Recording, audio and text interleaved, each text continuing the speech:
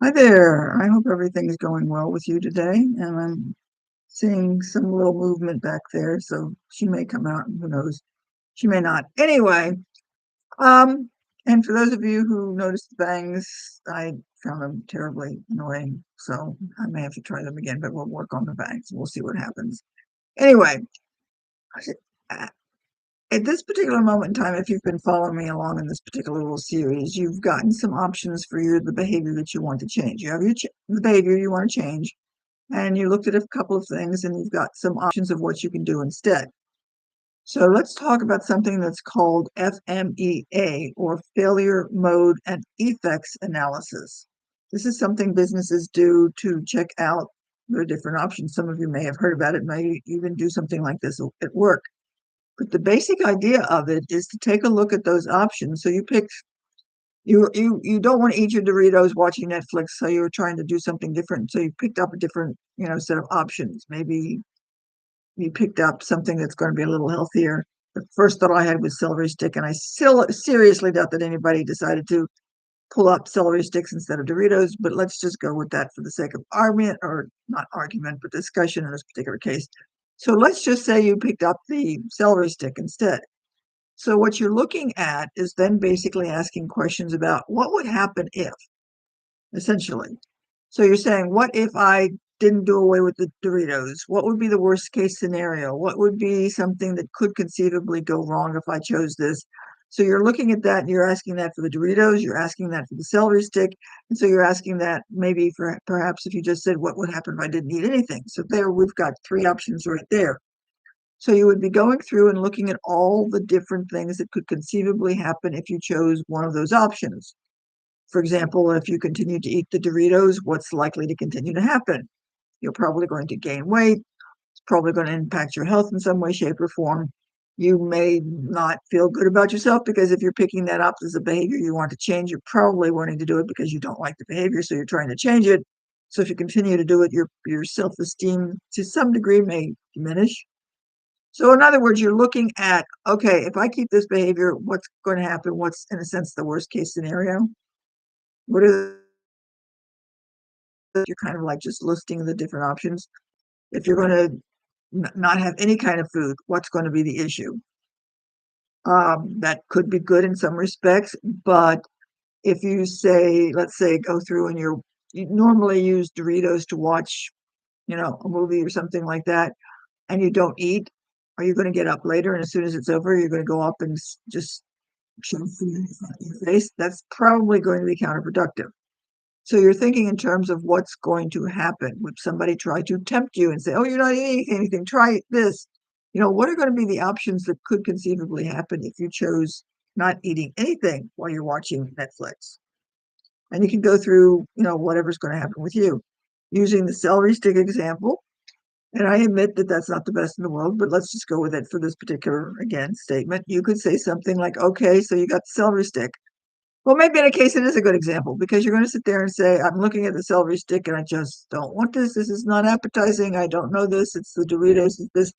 And you could begin to see how some of your questions, you might say, this has just got no appetizing attributes whatsoever. So I'm going to go back with the Doritos.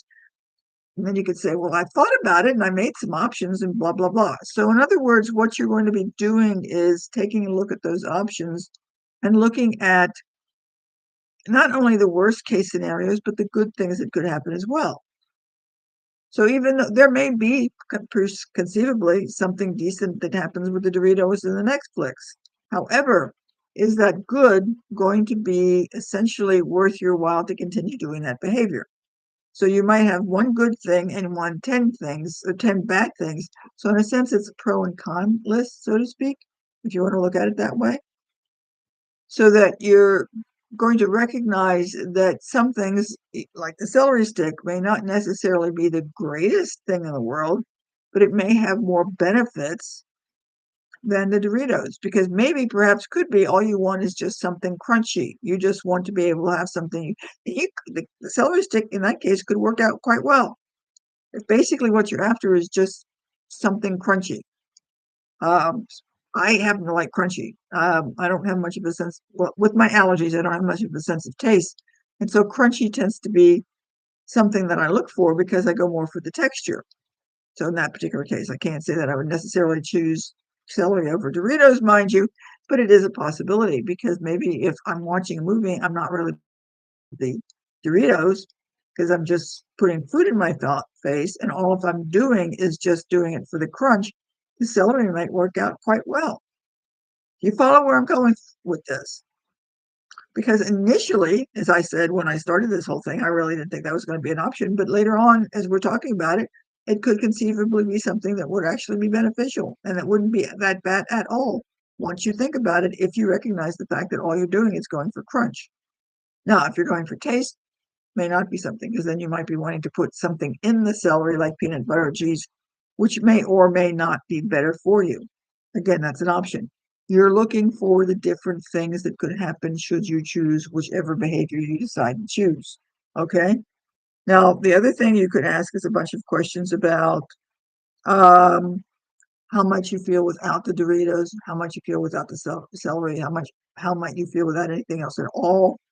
Um, are there any other alternatives that you haven't thought of that maybe once you start thinking and asking questions like this, you think of other options? So you're looking at the mistakes and what's happened in the past. What have you tried? What worked? What didn't work? Did anything work for a period of time and then you gave it up? Why'd you give it up? So you're looking again at the advantages of disadvantages is the effects and the analysis of what those effects of those choices are going to be. Some of these choices are going to be less than stellar. They're not going to work. Ask yourself why. In a sense, they become a mistake, if you will. And then you can begin to ask yourself, why did this not work? What's going to work? The book I'm using, again, we'll go back to here. The Habits is basically brings up Thomas Edison at this point when he was asked about the times he failed because he couldn't figure out how to make a successful light bulb. And he says, I didn't fail. I just didn't find something that worked, which is a very different attitude obviously, than saying, I failed. So if you look at the different options to get away from the Doritos, you're not looking at failures. You're just looking at different options and weighing what those things could be that's going to be beneficial for you. So you're sort of switching your thought process from, in a sense of, gee, I fail, I'm doing this wrong, I'm not doing it at all, blah, blah, blah, to basically being more of an exploratory case of looking at what could be a better option, what's going to have a better outcome, and what am I going to like better. And then essentially,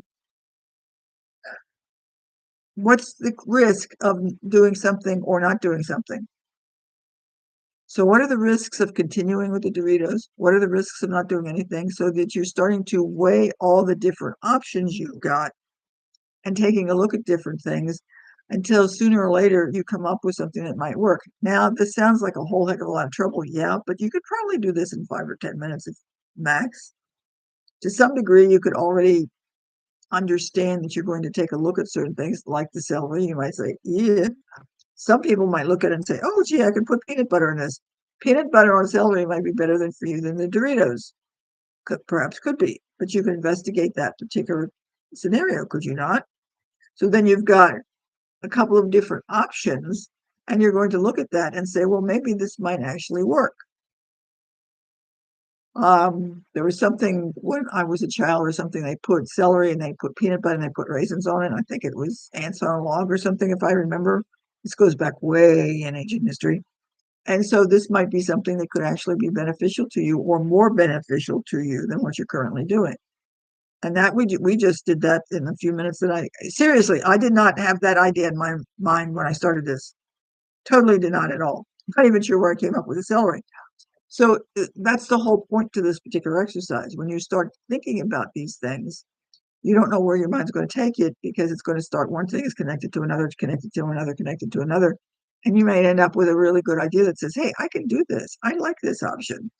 And turns out to work out best for you. Does that make sense?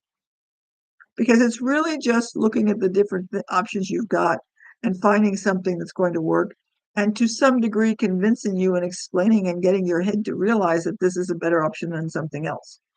Because in a sense, that's what you have to do. Convince your mind, your brain, that it's really not a bad deal. Okay? Does that make sense? So I hope you followed this, in a sense, random conversation, because I did have a plan for what I was going to do. And again, the celery kind of came up and took over. But hopefully that was helpful and gave you some ideas about how you can think about going through these different changes to look at something that gets you into a different behavior other than the one you want to get rid of. Okay. I hope this was helpful.